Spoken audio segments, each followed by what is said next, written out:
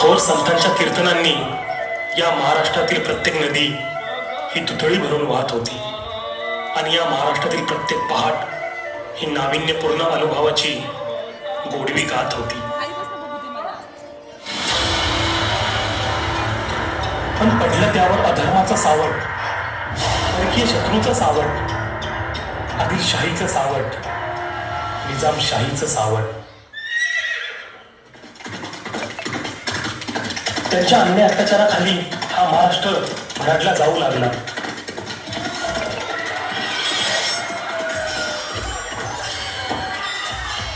तेव्हा आपल्याच घरात पोट्यातल्या गायीची आणि घरातल्या माईची अब्रू पणाला लागली. तेव्हा साधू संत, लहान थोर, लेकी बाळी अवघ्या महाराष्ट्राने साकडं घातलं त्या देवाला, त्या खंडोबाला, त्या तुळजा भवानीला. आणि सरते शेवटी देवाने ते गारानं ऐकलंच आणि त्या अन्यायाला वाचा फोडण्याचं शरण आलं.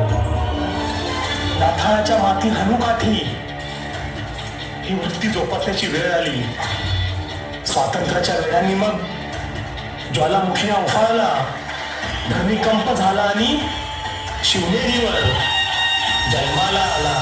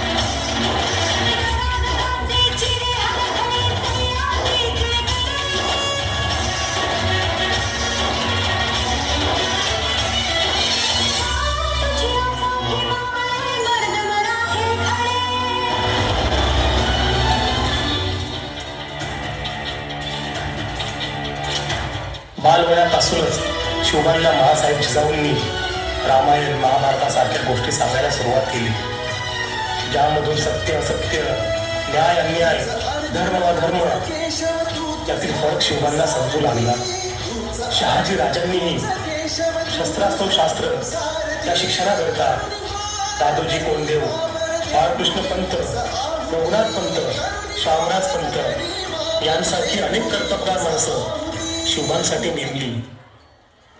पण एकटे नेतृत्व साम्राज्य कधीच उभे करू शकत नाही. त्यासाठी तसे निष्ठावंत मावळे घडवावे लागतात हे शिवबांना जाणीवपूर्वक माहीत होतं. शिवरायांनी अशी सवंगडी त्या वयापासूनच पारखायला सुरुवात केली आणि त्यांना साथ लाभली ती तानाजी मालुसुरे, सूर्याजी मालुसुरे, यशाजी कंकर, सूर्याजी काकडे यांची. आणि अशा अनेक सवंगड्यांसोबत शिवरायांनी शपथ घेतली ती स्वराज्याची, शपथ घेतली ती स्वराज्याच्या बांधणीची.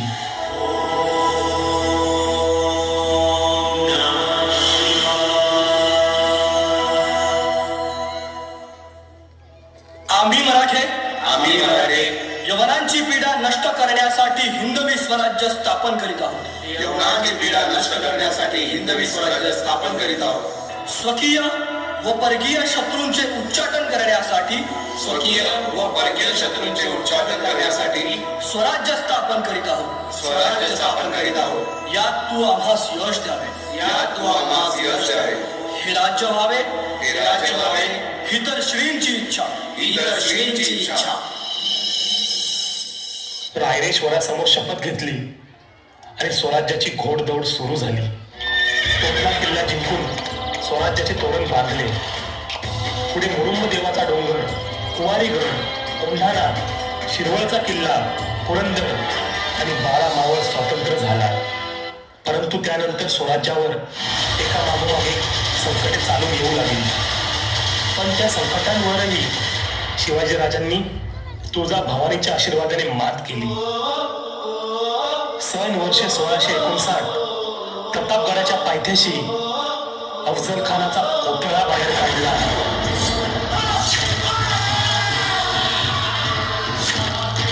अफजल खानाचा वध झाला. पण त्यानंतर आदिलशाहीचा नवीन सरदार उठला, सिद्दी जोहर. त्यांनी 40,000 सैन्यासोबत पन्हाळ्याला वेढा घातला. त्यात शिवाजी महाराज अडकले. पण त्यांनी शपथ लढवून आपला मावळा शिवापाशी त्याला आपले वेषांतर करून पलायन केले. महाराज एवढेच थांबले नाहीत. गदिरी गावाचा वापर करून उमरखिंडीची लढाई जिंकली आणि काफला खानाच्या मुघल सैन्याचा दारुण पराभव केला. पुढे 1663 साली मुघल सरदार शाहिस्त खानाची मध्यरात्री पुण्याच्या लाल बागात छापा घालून त्याच्या उजव्या हाताची 3 बोटे छाटली.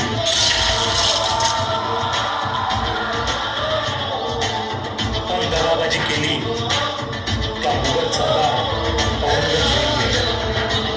महाराजांना आग्र्याला भेटीसाठी बोलवून त्यांना नजरकैदेत ठेवले.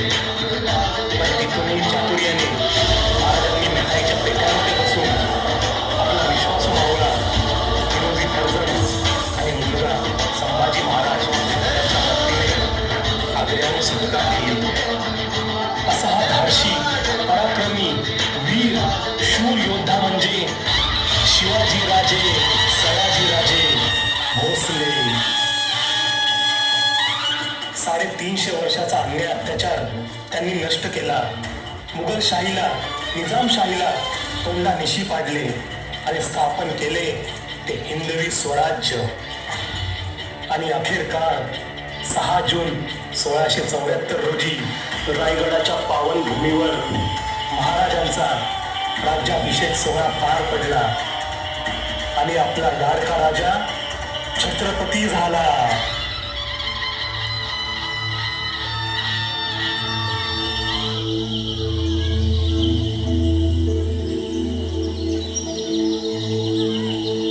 पहिली माझी ओळी ग माझ्या जिजा भवानीला, जिन दिस दाखलिला सोनियाचा.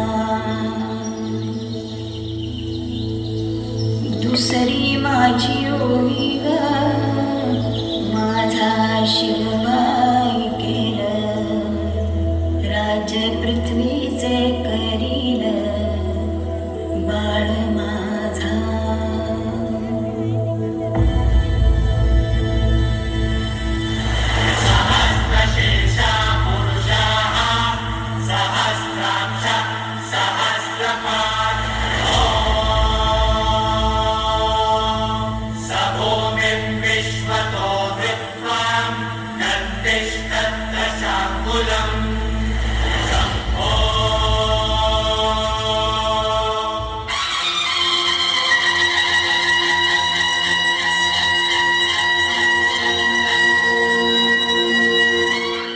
भवानी के वीरो कालो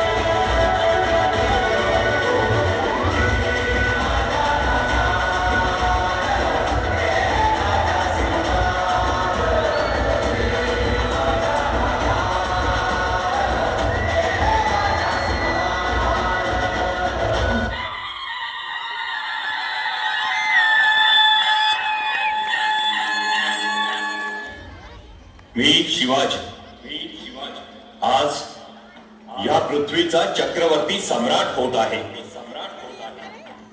पृथ्वीवर संचार करणाऱ्या सर्व अमंगळ नरपशूंचा नायनाट करण्यासाठी मी परमात्म्याशी वचनबद्ध होत आहे. मी भूपती, ही भूमी माझी पत्नी आणि रयत माझी लेकरी.